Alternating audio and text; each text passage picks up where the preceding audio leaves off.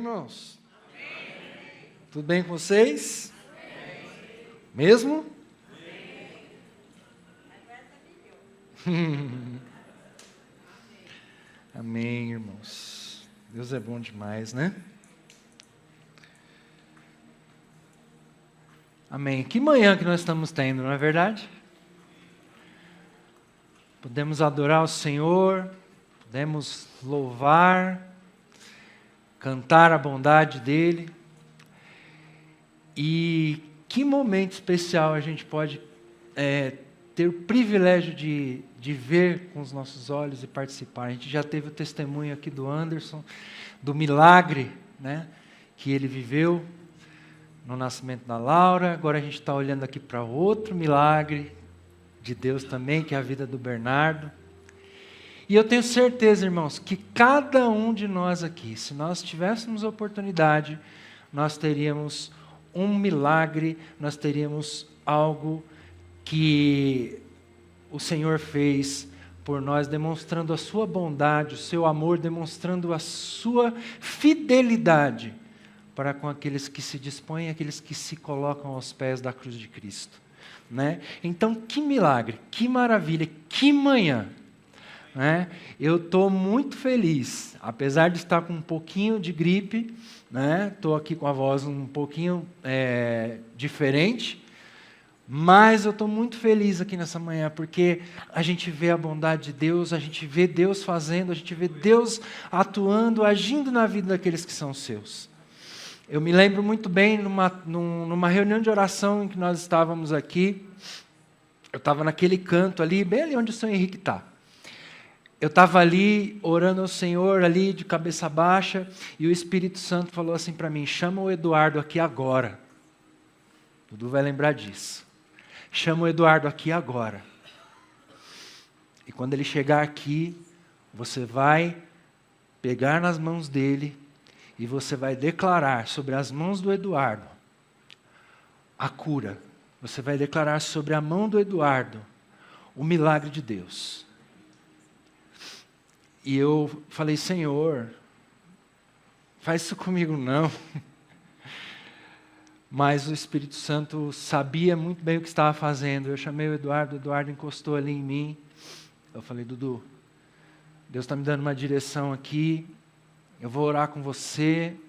Coloquei minhas mãos sobre as mãos dele, orei, e eu falei para ele: Dudu, assim que você tiver a oportunidade, você vai chegar lá na Lígia, você vai impor as mãos sobre a barriga dela, e você vai declarar que o Bernardo, ele vai vir, e ele será um profeta às nações.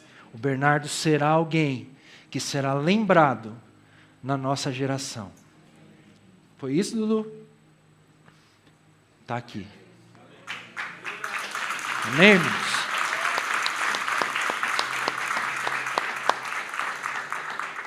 E nós estamos aqui então, irmãos, para falar nessa manhã, né,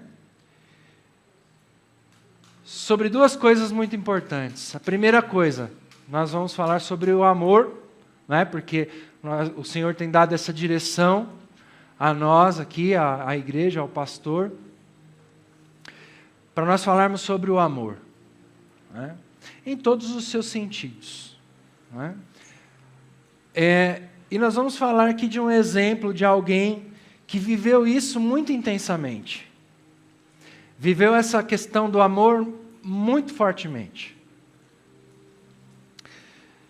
Vamos ler o texto lá do Evangelho de Mateus, no capítulo 8, no versículo 10. Evangelho de Mateus, capítulo 8, versículo 10.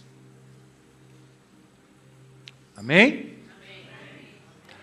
Diz assim: ao ouvir isso, Jesus admirou-se e disse aos que o seguiam: digo-lhes a verdade, não encontrei em Israel ninguém com tamanha fé. Amém? Repita assim comigo: não encontrei em Israel ninguém com tamanha fé.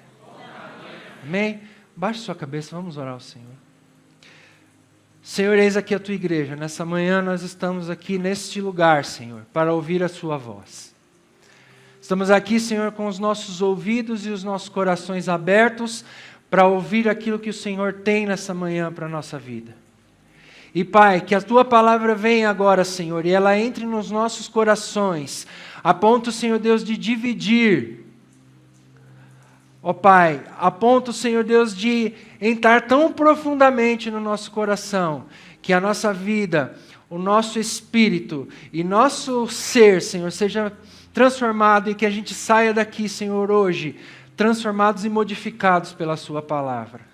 Senhor, esta sempre será a minha oração, Pai, para que a sua palavra venha e transforme a nossa vida dia a dia, Senhor, para que a gente seja realmente um reflexo do Senhor nessa geração e que nós sejamos realmente, ó Pai, pessoas que quando olharem para nós, possam ver, Senhor Deus, o reflexo de Ti, Senhor Deus, na nossa vida e possam então, Senhor Deus, ver que realmente o Senhor caminha nessa terra através da sua igreja. Pai, em nome de Jesus, que o Senhor venha e fale conosco em nome de Jesus. Amém? Irmãos, esse trecho aí é o trechinho final do texto ali de Mateus 8, que conta uma história, conta um momento ali durante o ministério de Jesus e conta sobre um momento muito especial. Um momento que talvez seja um pouco diferente de tudo aquilo que a gente está acostumado a ver nas andanças de Jesus e também nos milagres que ele realizou. Nós estamos falando aqui numa passagem onde Jesus cura o servo de um centurião romano. E aí a gente tem que entender algumas coisas. Por que eu estou falando que essa passagem, essa história ela é um pouco diferente das passagens que a gente tem, que a gente sabe e que a gente lê na Bíblia, muitas vezes, dos milagres de Jesus? O contexto aqui dessa história, nós estamos diante de alguém que não era alguém comum. O centurião romano, né? Vou dar aqui um dado histórico para vocês, era alguém que era de alta patente dentro do exército, dentro da organização do Império Romano. Então era alguém que tinha muita autoridade. Era alguém que tinha muito poder nas suas mãos. E além de ele ter muito poder, ainda existe o fato de ele ser romano. E os romanos não eram um povo muito fácil. Os romanos eram um povo muito altivo, era um povo muito nariz em pé, como a gente costuma dizer.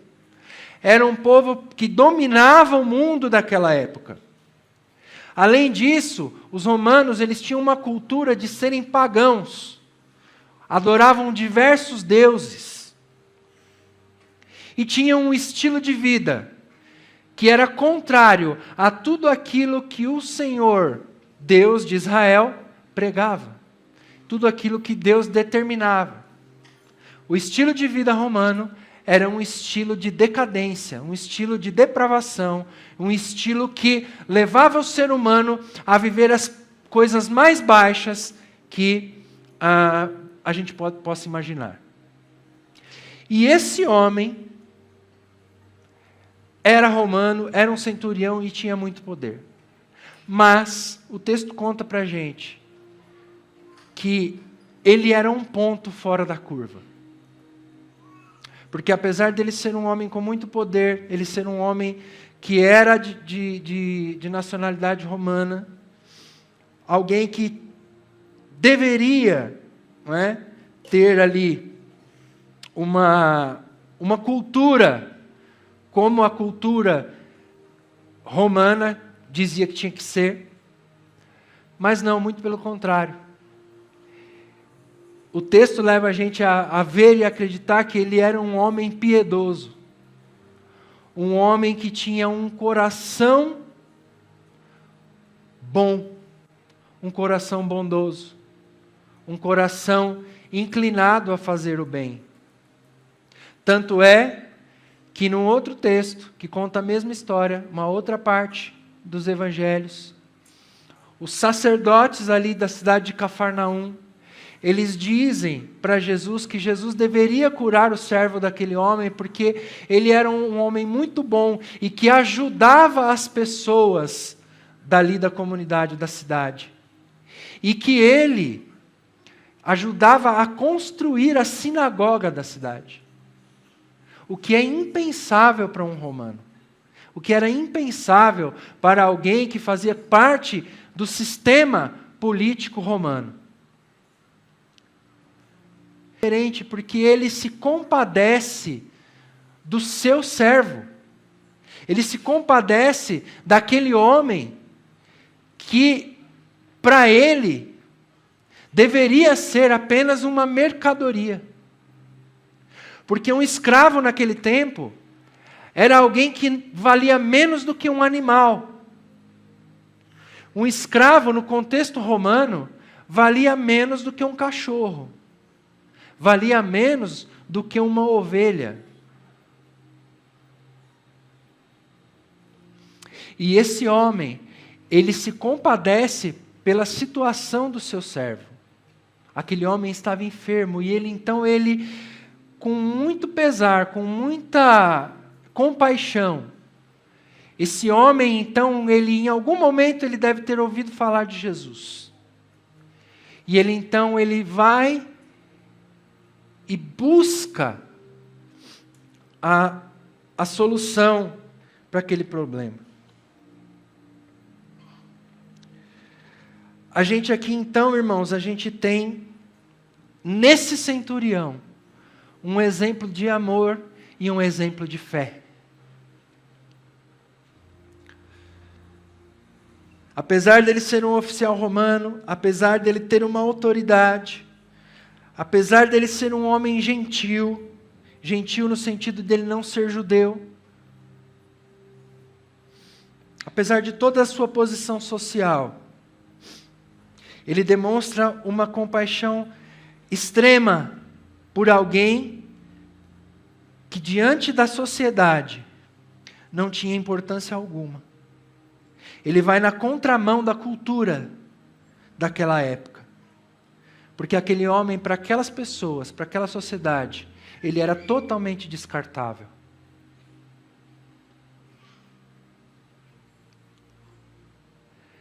E aqui eu quero trazer um pouquinho para nós agora.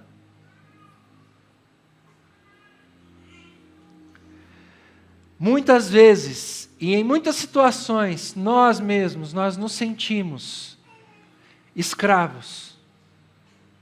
Nós nos sentimos como pessoas que não têm valor diante de muitas situações. Nós nos sentimos descartáveis, muitas vezes. Porque as situações da vida, o dia a dia, muitas vezes o posicionamento das outras pessoas em relação a gente, faz com que muitas vezes a gente venha a se sentir descartável, a se sentir escravizado por determinada situação ou por determinada coisa que acontece com a gente. As pressões, as palavras que são lançadas, que muitas vezes vêm para ferir, que muitas vezes vêm para nos tornar amargos.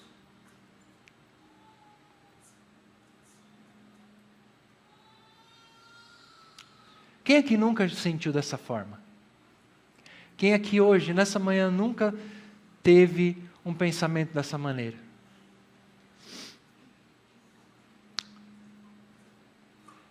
Esse homem, ele procura então Jesus. E pede para Jesus, para que Jesus cure o servo dele. Pedido comum.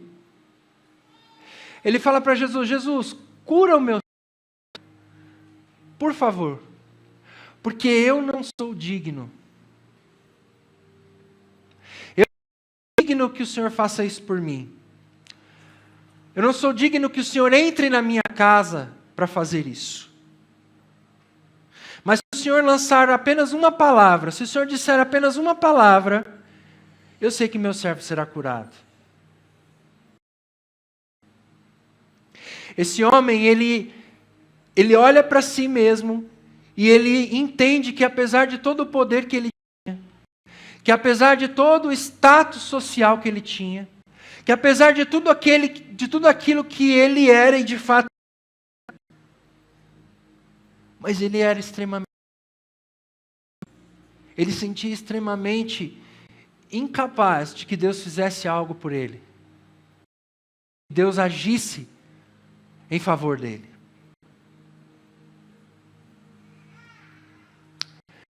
Jesus, diante dessa afirmação daquele homem, Jesus vira para aquelas pessoas que estavam ali com ele e ele diz assim: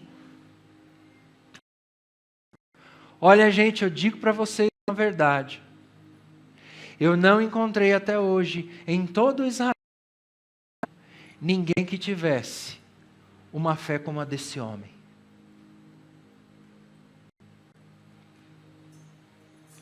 Aquele homem vivia uma crise profunda de identidade, porque apesar de ser muita coisa diante dos homens, diante das pessoas, diante de todos aqueles contato e diante de todos aqueles sobre quem ele exercia poder, aquele homem, ele se sentia e ele tinha uma crise de identidade muito grande.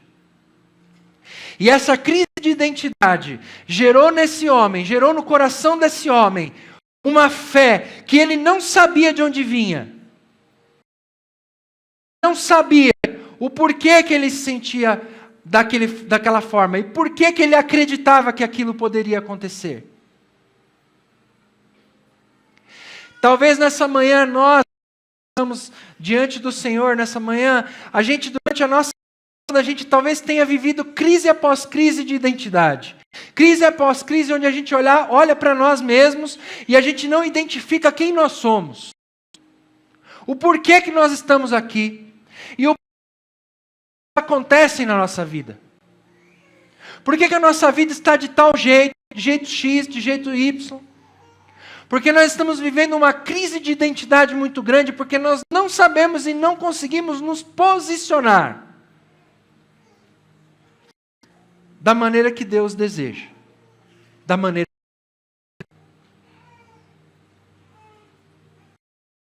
Aquele homem teve o seu pedido atendido por Jesus. E o próprio Jesus testemunha de que a fé daquele homem ela era diferente. Porque aquele homem se posicionou.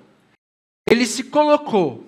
Ele assumiu que ele tinha um problema muito grande de identidade, que ele não conseguia resolver, mas que ele estava ali, do milagre e do poder de Deus.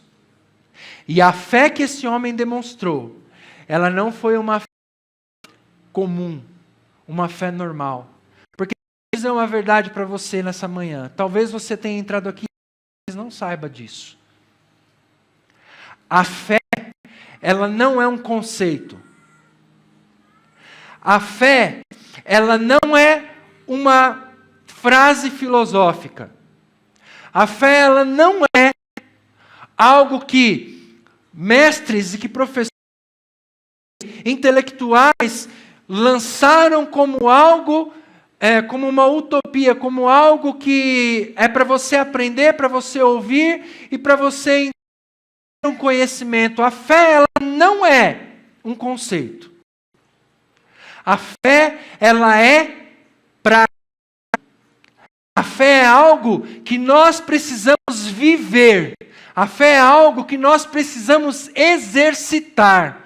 Esse homem alcançou a cura do servo dele, de Jesus, porque a indignidade que ele sentia, a crise de identidade que ele tinha, e a partir do momento que ele reconheceu quem ele era e ele se posicionou, gerou uma prática, gerou um ato, gerou algo que foi uma ação na vida daquele homem.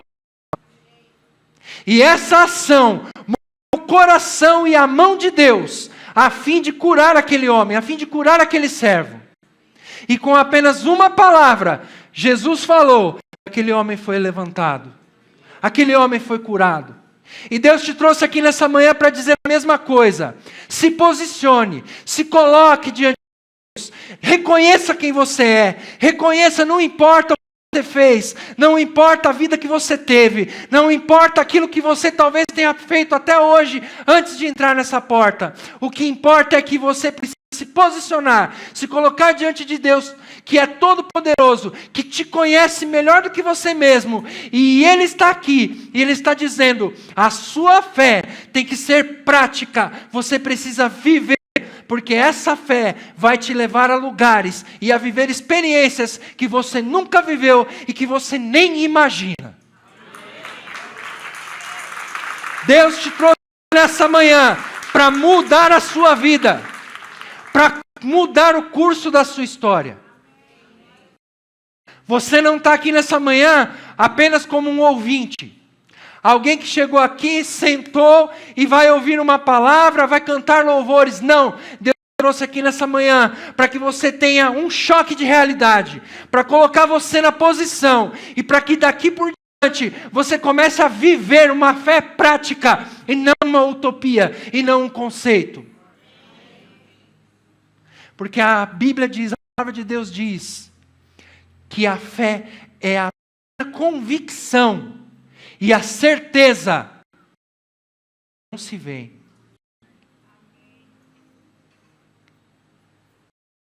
Nós aqui conhecia a Laura, que é a filha do Anderson. Nenhum de nós aqui conhecia o Bernardo. Nenhum de nós aqui tocou neles. Mas a fé prática, a fé que, como diz o Senhor, se você tiver fé do tamanho de um grão de mostarda, se você tiver essa fé como uma fé prática e você disser aquele monte, saia daqui e venha para cá, assim aconteceu, porque o Senhor Jesus disse que aqueles que seguissem, crescem, tivessem uma fé prática, fariam coisas maiores e mais espetaculares do que as que Ele fez. E aí fica a pergunta para nós, essa é a fé que temos vivido? Essa é a fé que eu e você temos vivido? Quero contar aqui um testemunho breve para vocês. Há pouco tempo atrás eu estava vivendo uma crise muito grande. Porque eu estava vivendo uma tribulação muito grande na questão de trabalho. Na questão de emprego. Meu contrato estava para finalizar e não conseguia pegar aulas atribuídas, estava uma dificuldade tremenda e nada dava certo. E eu comecei a falar para o Senhor, Senhor, o que está acontecendo? Por que eu não estou conseguindo? Por que eu não estou... As portas estão fechadas. E começou a bater um desespero muito grande. E eu mandava currículos. Uma vez até conversando com o pastor Zé Roberto. O Roberto falou para mim, escola particular você não consegue? Está aqui o Leandro, que está lá em cima. Quantas e quantas indicações o Leandro me mandou? Foi ou não foi? Quantas? E eu mandava currículo. E eu enviava em nada. Era chamado para uma entrevista. Só que eu esqueci de um detalhe muito assim, importante. Eu tinha feito uma oração há algum tempo atrás. E que eu disse para o Senhor que eu queria fazer da minha profissão, daquilo que eu escolhi trabalhar.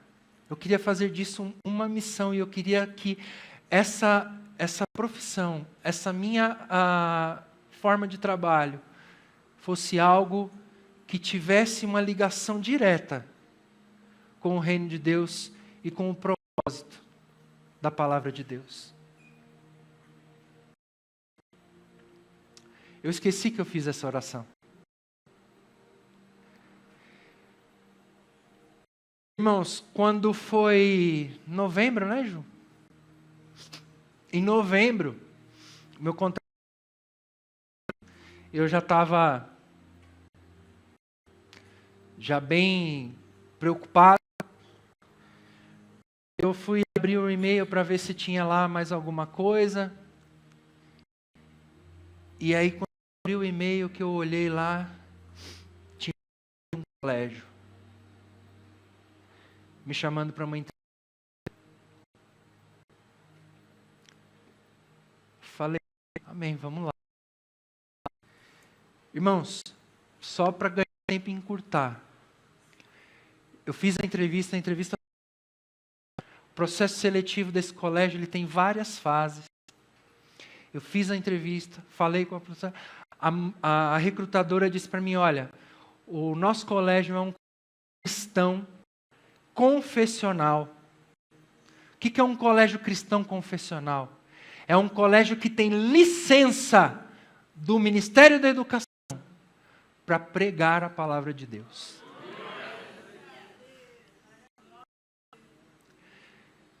E naquela semana,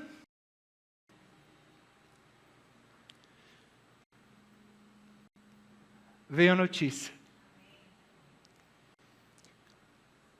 Um e-mail escrito assim, bem-vindo ao colégio.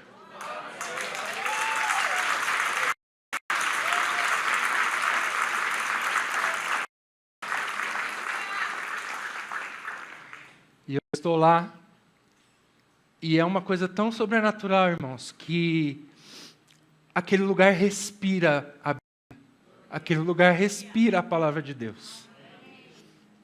Aquelas crianças, todos os dias, elas têm a palavra de Deus junto com o seu conteúdo escolar. Elas têm a palavra de Deus. Só para vocês terem uma ideia, uma das fases do processo foi que eu desse uma aula falando sobre o Quilombo dos Palmares, sobre a pessoa e a vida de Zumbi dos Palmares. E eu falei, moleza. Bom. E eu tinha que dar essa aula para a coordenadora do colégio. Quando eu terminei a aula, para ela falei, isso, obrigado, Deus abençoe. Ela acabou. Eu falei, Ela falou, agora eu queria muito que você fizesse o seguinte. Esse conteúdo do Quilombo dos Palmares e da vida de Zumbi dos Palmares, e você então agora faça um paralelo com alguma situação para passar para a gente.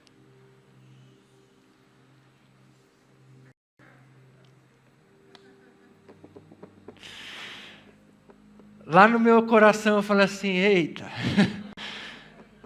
Eu falei, Jesus, agora... E aí o Espírito Santo, gente, ele está com a gente, não né, sozinho. E aí o Santo veio, Moisés.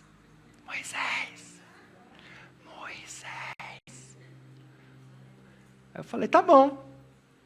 Então, assim como houve Zumbi dos Palmares, que foi usado para libertar os negros, né, o povo negro da escravidão aqui no Brasil, nós podemos também fazer um paralelo com Moisés, libertando o povo de Israel da escravidão no Egito.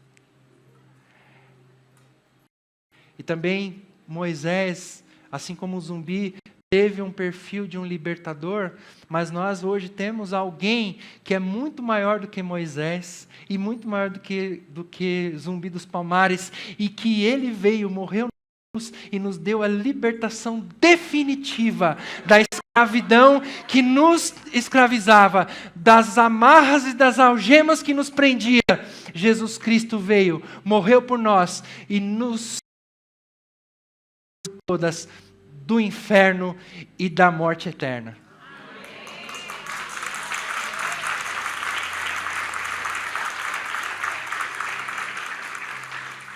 E desde então, irmãos, esse é o tipo de aula que a gente tem que dar.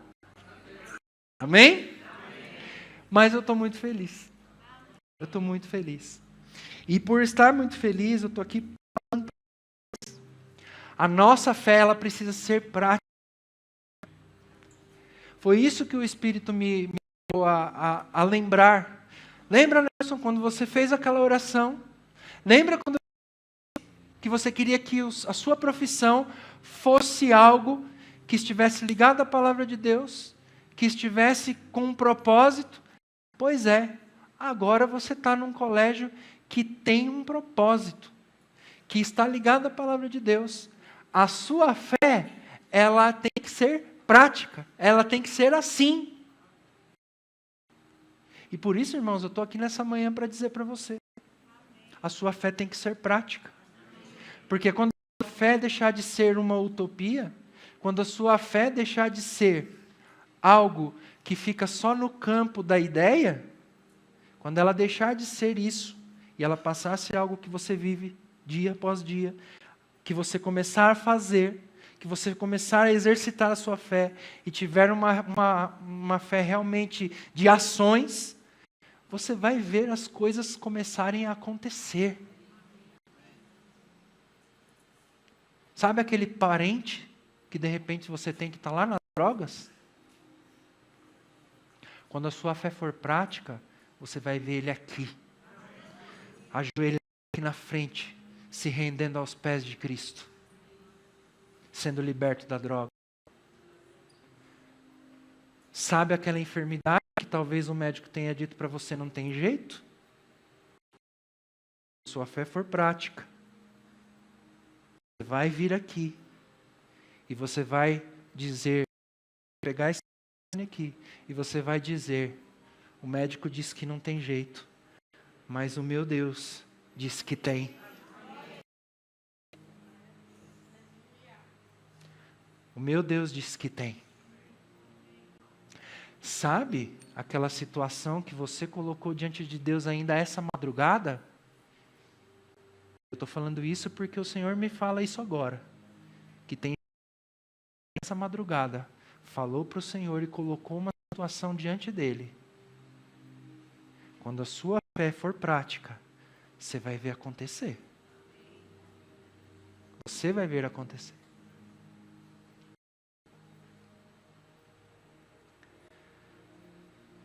Por que Jesus, então, quando ele se depara com aquele homem, com aquele centurião romano, ele faz questão de dizer, olha, eu não encontrei em Israel ninguém com tamanha fé.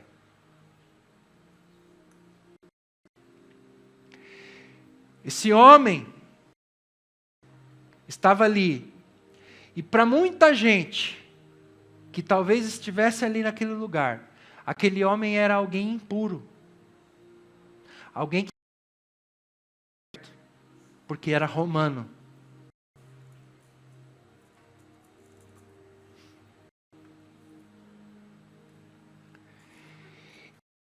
Talvez estivessem apontando os dedos para ele, dizendo que ele era impuro, um romano.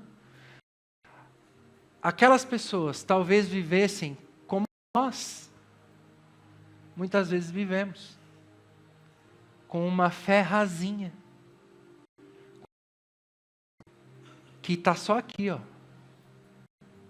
na nossa boca, mas que não se materializa em coisas concretas, uma fé que não se materializa em coisas reais. Por isso Jesus disse, olha, eu não encontrei de vocês ninguém que tivesse uma fé como essa, porque a fé dele é prática. Ele não ficou discursando. Lá e fez. Ele foi lá e foi na raiz. Aí eu te pergunto, meu irmão, irmã, até quando você vai ficar procurando intermediários? Até quando você vai colocar a sua vida, os seus problemas, as suas necessidades na mão de quem não pode te ajudar? Até quando você vai falar para Deus que você precisa de um rumo na sua vida, que você precisa ter a sua vida colocada nos eixos, mas você não vai direto ao Senhor, você fica procurando outras soluções. Você fica procurando outros caminhos.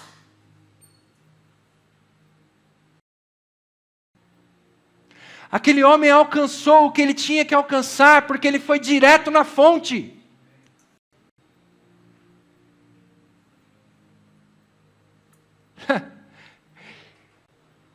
Eu fico imaginando aquele oficial romano, todo com a sua armadura imponente, chegando doido, se jogando aos pés do Senhor Jesus, e o povo olhando, o que é isso que está acontecendo? Se jogando aos pés de Cristo, falando: Senhor, eu não sou digno da sua presença, eu não sou digno do Senhor, mas por favor, cura o meu servo. Se o Senhor disser uma palavra só, ele vai ser dito nisso. Porque eu também sou um homem de autoridade. Eu digo para o meu servo, para aqueles em quem eu mando, vai, faça tal coisa, ele tem que fazer. E se vem alguma ordem dos meus superiores para mim, eu também vou realizar. Até quando, igreja, até quando nós vamos ficar procurando outros caminhos? Até quando nós vamos desviar o nosso olhar para procurar soluções?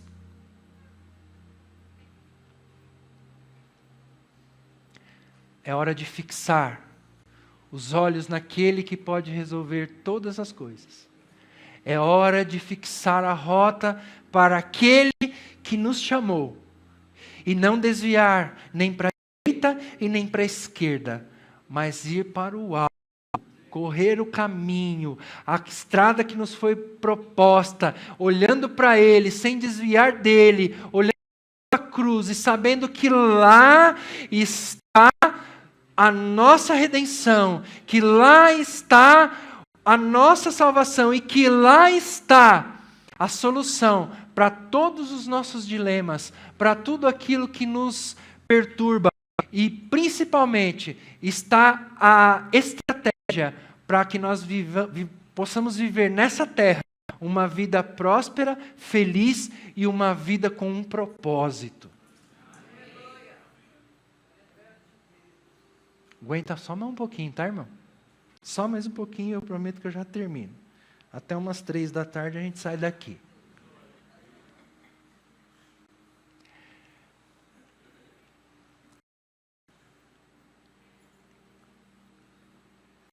Eu queria que você fizesse uma reflexão comigo agora. Estava falando que a fé é uma prática, não é? A fé é algo que você tem que viver. Você acha que Jesus, quando ele estava lá naquele jardim, no Getsemane, que ele sabia o que ia acontecer com ele, ele sabia aquilo que viria nas próximas horas? Você acha que ele, quando ele percebeu que seria humilhado, que ele seria massacrado, e depois ele seria pregado naquela cruz, que ele iria passar por dores inimagináveis? Você imagina se ele tivesse olhado e a certeza que ele tinha da obra que ele tinha que fazer, certeza fraca? Fosse uma fé fraca? O que teria acontecido se naquele momento, ao ver, ao vislumbrar, né, aquilo que ia acontecer com ele, se ele tivesse dito: não, eu não vou por esse caminho. Eu não vou por esse caminho porque isso é muito... O que teria acontecido, irmãos? Se Jesus tivesse desistido? Se Jesus não tivesse tido uma fé, porque Jesus teve uma fé. Se Jesus não tivesse tido uma fé prática que o levou a olhar e mesmo vendo tudo que ele ia passar, ele olhou lá na frente e sabe o que ele viu? Você. Você. Ele viu você, Patrícia.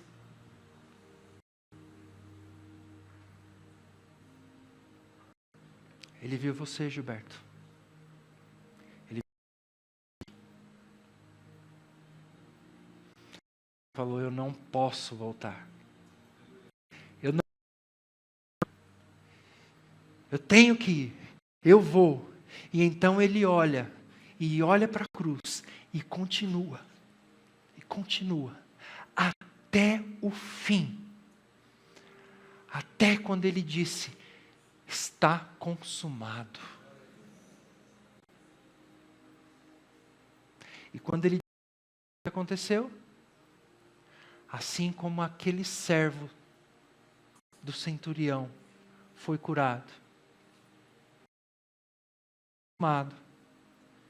Eu e você fomos arrancados do inferno.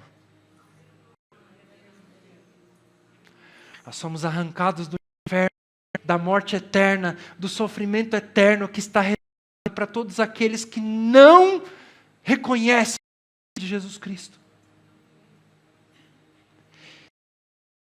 Tirou do lamaçal da morte e do pecado e nos colocou no reino de um Deus misericordioso, de um Deus poderoso, de um Deus que olha para nós com misericórdia e que não importa quem nós somos, não importa o que nós já fizemos, olha para nós com misericórdia e diz para a gente, filho, vem, eu estou de braços abertos, vem, tome um passo. Tome um passo. Aquele homem precisava de Jesus. Talvez você esteja nessa manhã aqui e a única palavra que você precisa de Jesus é filho. Vem. Filho, vem. Vem que eu vou transformar a sua vida. Vem que eu vou pegar essa situação que está te massacrando, que está te magoando tanto. Vem. E essa situação vai virar algo tão poderoso na sua vida que você não vai conseguir fazer outra coisa a não ser reconhecer que o Senhor é bom e a sua misericórdia dura para sempre.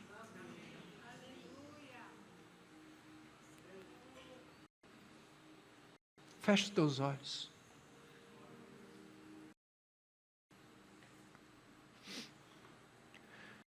O Senhor está aqui nessa manhã. Esse mesmo Jesus, aquele que curou aquele servo, curou tantas outras pessoas,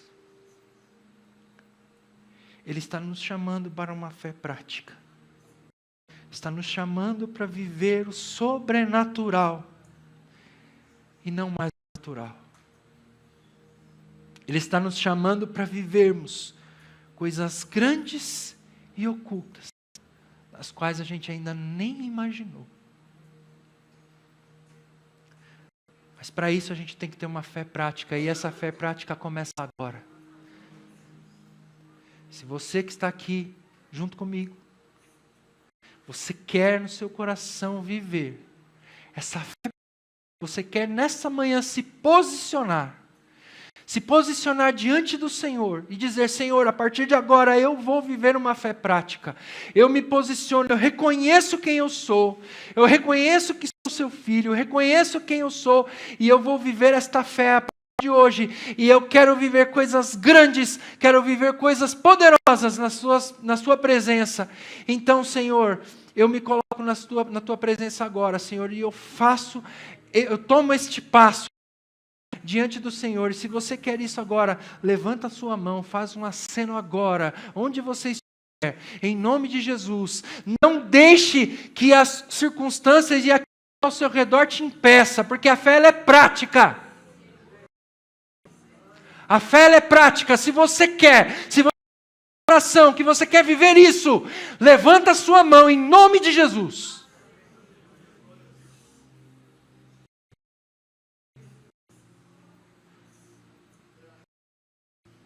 E se você que está aqui nessa manhã, você ainda não teve uma experiência de salvação com Jesus Cristo, se você ainda não reconheceu e não recebeu como Senhor e Salvador único da sua vida, se você ainda não tem o Senhor Jesus como seu único caminho, a sua única verdade e a sua única vida, Ele está te chamando agora nessa manhã, filho, vem, eu estou de braços para você. Vem porque eu quero entrar na sua vida e transformar a sua vida de um modo tal que as pessoas que estão ao seu redor e aqueles que te conhecem não vão mais te reconhecer. Porque eu vou fazer de você uma nova criatura. E as coisas velhas vão passar. E eis que eu vou fazer tudo novo na sua vida. Se você quer aceitar, receber Jesus como teu único Senhor e Salvador, nessa manhã, faça um gesto de fé prática e levante a sua mão. Não se importe com quem está do seu lado, não se importe com quem está à frente ou atrás, mas se importe com Ele, Jesus Cristo, que está aqui nessa manhã e está dizendo para você, vem filho, vem. Se você quer, levante a sua mão, em nome de Jesus.